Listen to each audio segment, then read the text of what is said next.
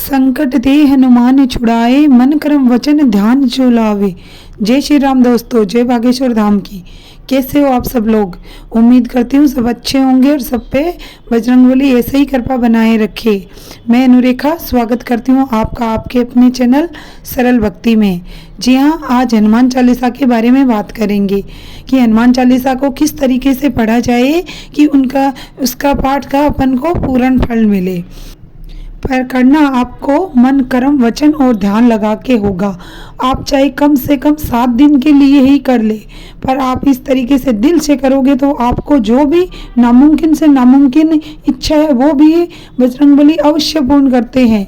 वो इस धरती के जागृत देव है और बहुत ही शीघ्र प्रसन्न होने वाले हैं और बहुत शीघ्र फल देते हैं। ये मेरा खुद का निजी अनुभव भी है। तो आपको पहले संकल्प लेके पाठ करना है, तो संकल्प की विधि बता देती हूँ। तो सबसे पहले एक पट्टा ले लीजिए, उसके ऊपर आपको लाल कपड़ा बिछाना है और उसको ऊपर आपको बजरंगबली को स्थापित करना है। और इसके लिए आपको मंगलवार या शनिवार का दिन होना चाहिए, या तो आप मंगलवार से स्टार्ट करें या फिर शनिवार से। तो इसको पाठ आप सुबह भी कर सकते हो, रात को भी कर सकते हो, जैसे आपको समय मिले। सुबह अगर करना हो तो ब्रह्म मुहूर्त में उठ के करना होता है, नहीं तो आप शाम को 8 बजे के बाद भी कर सकते हो। तो फिर वो चौकी लगा ले और फिर बजरंगबली को स्थापित कर दे। बालाजी की से पहले उनकी राम जी की पूजा होती है और गणेश जी की पूजा की जाती है। तो सबसे पहले साथ में अगर आपके पास गणेश जी हो तो गणेश जी को भी स्थापित कर दे। राम जी तो बालाजी के साथ रहते ही है, राम दरबार की फोटो लगा सकते हो आप। और गणेश जी अगर नहीं है तो आप सुपारी को स्थापित कर सकते हो। सबसे पहले गंगा जल पानी में डाल के और उससे छींटा लगा के पवित्र कर दे। अपने आसपास की जगह थोड़ी पवित्र कर ले छींटे लगा के। उसके बाद उनको तिलक लगाए, चावल अर्पित करे, पुष्प अर्पित करे, मोली अर्पित करे और कुछ मीठा का भोग लगा दे। उनको गुड़ चने बहुत प्रिय होते हैं, वो लगा सकते हो। लड्डू का भोग लगा सकते हो या केले फ्रूट जो भी आपके पास हो, कुछ भी मीठा उसका भोग अर्पित कर दे। फिर आप एक दीपक लगा ले। दीपक आप तेल का, घी का, किसी का भी लगा सकते हो। सरसों, तिल, चमेली, इन तीनों तेल में से किसी तेल का या घी का किसी का भी लगा सकते हो। इस तरीके से धूप दीप करके उनका पूजन कर ले। सबसे पहले तो ये पंचोपचार का पूजन होता है छोटा सा। ये अब जब अपने स्थापित करते हैं तो ये पंचोपचार पूजन करना अनिवार्य होता है, तभी आपके विराजित होते हैं बजरंगबली। और फिर मन कर्म वचन से शुद्ध होके समर्पित भाव से उनके अपने आप को उनके चरणों में समर्पित कर दे। और फिर आप पूजन करने के बाद में दीपक को साक्षी मानकर आपके सीधे हाथ में ये उंगली को मोड़ते हुए, ये जो सामने वाली सीधी अंगूठे के पास वाली उंगली है इसको मोड़ ले, इस तरीके से अंगूठे से पकड़ ले। और फिर हाथ में जल ले ले, थोड़े से अक्षत ले ले, थोड़ा फूल ले ले और फिर उनको अपने गुरु को प्रणाम करे सबसे पहले। फिर गणेश जी को प्रणाम करे, फिर राम जी को प्रणाम करे, अपनी कुलदेवी को प्रणाम कर ले, फिर बजरंगबली से प्रार्थना करे।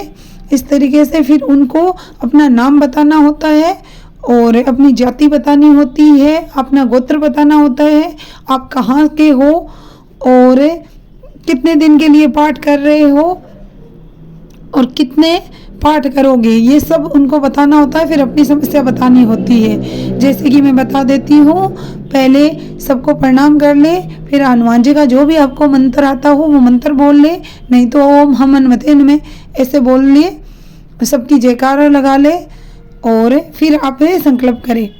फिर हाथ में जल लेके प्रार्थना करें, हे राम जी, हे हनुमान जी, हे बागेश्वर बालाजी। मैं अपना नाम ले ले और फिर अपनी जाति ले ले, फिर गोत्र का नाम ले ले। मैं वहाँ की निवासी और ये मेरा गोत्र है। मैं इस समय आज जो भी वार हो वो वार ले ले, इतने दिन के लिए कर रही हूँ, इतने पाठ करूँगी। ये है हनुमान जी, आओ विराजो, संपूर्ण सेना सहित विराजो। ये जो हनुमान चालीसा का पाठ है ये निर्विघ्न पूर्ण करो और मेरे इस पाठ का जो भी फल हो, हे हनुमान जी, हे बागेश्वर बालाजी, और मेरा ये फल मुझे प्रदान करो और मेरा ये पाठ आप स्वीकार करो। इस तरीके से आप उनकी प्रार्थना कर सकते हो। प्रार्थना करके फिर उनसे अपनी जो भी गलती हो उनकी क्षमा याचना कर ले, फिर वो जल अंगूठे की तरफ से उनके चरणों में हरि शरणम बोलते हुए छोड़ दे। इस तरीके से आपका संकल्प हो जाता है। फिर आपको चालीसा का पाठ करना होता है।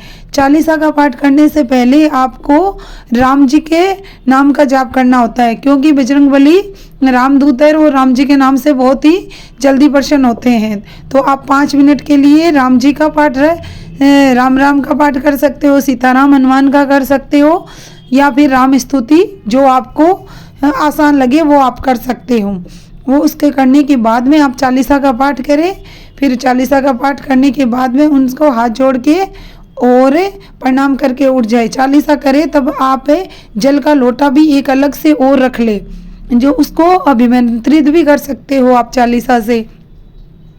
तो जैसे आप चालीसा बोले वैसे उस लोटे में फूंक मारते जाए। मैं एग्जाम्पल के लिए बता देती हूँ, आप अगर 7 दिन का संकल्प लेके कर रहे हो 11 हनुमान चालीसा का, तो आपको 11 बार उस जल में फूंक मारनी होती है, जिससे वो चालीसा की जो एनर्जी होती है वो उस जल में आ जाती है। फिर आप उस जल में बहुत ताकत होती है, ये मेरा खुद का अनुभव किया हुआ है। आप वो जल आप कोई भी रोगी है, कोई बीमार है, किसी को कोई परेशानी है, तो उसके लिए आप उसके नाम से ये जल कर रहे हो तो आप उसको पिला सकते हो, बहुत शीघ्र आराम लगेगा। और अगर आप ऐसे ही कर रहे हो घर की सुख समृद्धि के लिए, तो आप उस जल का छिड़काव कर दे अपने घर में, या बाकी बचा हुआ जल आपके जो परिवार के मेंबर है उन सबको पिला सकते हो।